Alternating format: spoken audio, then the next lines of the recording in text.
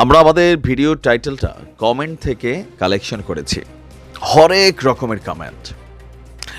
কেউ কেউ বলছেন যে এবার নে তোরা পানি খা, কেউ কেউ বলছেন এবার নে তোরা হালুয়া খা, এরপর তোরাও সমান আমরাও সমান, খেলা হবে রাজপথে। এই বক্তব্যগুলো দেওয়া হচ্ছে বৈষম্য বিরোধী ছাত্র আন্দোলনের ছাত্রদেরকে উদ্দেশ্য করে। বোঝাই যাচ্ছে আওয়ামী লীগ, যুবলীগ, ছাত্রলীগের কর্মীরা অবশ্যই এই কমেন্টগুলো করেছেন। এখন ছাত্রদের সাথে কি এটা পল্টি নেওয়া হচ্ছে, নাকি ছাত্রদের যে দাবিগুলা সেগুলোকে সরকার তারা যাদেরকে বসিয়েছে তারা অযৌক্তিক মনে করছে? নির্বাচন ইস্যুতে আজকে ব্রেকিং নিউজ হচ্ছে 2025 সালের মধ্যেই নির্বাচন দিয়ে দিতে পারে ডক্টর মোহাম্মদ ইউনূসের এই অন্তর্বর্তীকালীন সরকার, যেখানে ছাত্ররা প্রক্লেমেশন অফ জুলাইয়ের যে ঘোষণাপত্র সেখানে তাদের দাবি আওয়ামী লীগের বিচার করার আগে এদেশের নির্বাচন তারা মানবে না, হতে দিবে না। আর যারা নির্বাচনের কথা বলবে তারা গণশত্রু হিসেবে পরিচিতি লাভ করবে। কিন্তু ছাত্রদের এই বক্তব্যগুলো এখন সরকার কি খাচ্ছে নাকি খাচ্ছে না? দৃশ্যত মনে হচ্ছে যে সরকার রাজনৈতিক দলগুলোর সিদ্ধান্তকেই প্রাধান্য দিচ্ছে।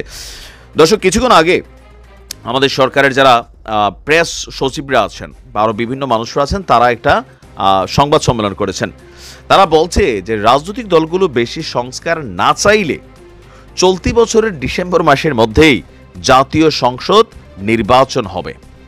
এই তথ্য কে দিয়েছেন? ডক্টর মোহাম্মদ ইউনূসের যিনি প্রেস সচিব আছেন শফিকুল আলম।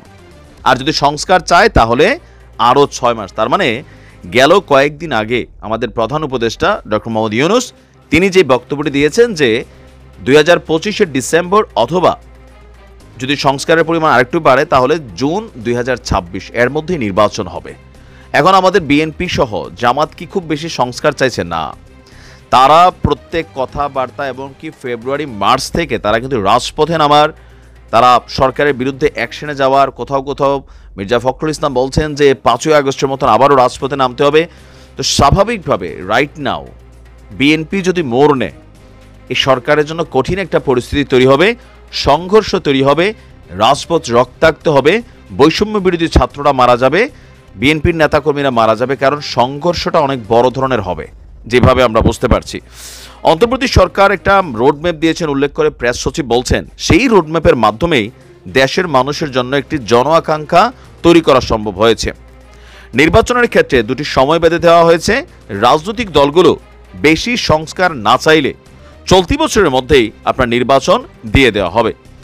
আর -2 ফর্মুলা, এটা নিয়েও একটা উত্তর তিনি দিয়েছেন যে -2 ফর্মুলা নিয়ে ভাবছে না সরকার, সবার সঙ্গে আলোচনার ভিত্তিতে দেশে ভালো একটা নির্বাচন অনুষ্ঠিত হবে।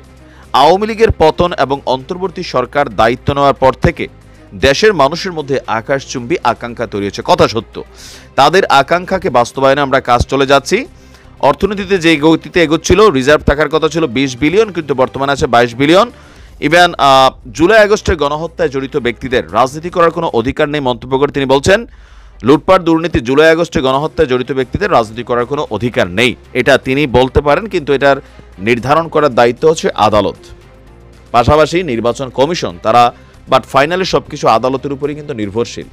রিট করবে আওয়ামী লীগকে নিষিদ্ধের, নির্বাচন থেকে সরানোর, অথবা নির্বাচন কমিশন যে সংস্কার দিচ্ছে সেখানে হয়তো এরকম কোনো আইন তুলে আসলে। এখন ছাত্ররা সরকারের এই সিদ্ধান্তকে কিভাবে নেবে? তারা কি আগামীকালকে আবার ডাক দিয়ে বসবে যে এই সরকারের পতন চাই, এই সরকারকে মানি না? আর এটা বলার পরে তারা কি আদৌ কোনো ভালো এখান থেকে ফল আদায় করতে পারবে? সবকিছু মিলিয়ে কেমন যেন একটা ধোঁয়াশা পরিস্থিতি তৈরি হচ্ছে। সময়ের সাথে আমরা সবকিছু বলতে পারবো। ভালো থাকবে।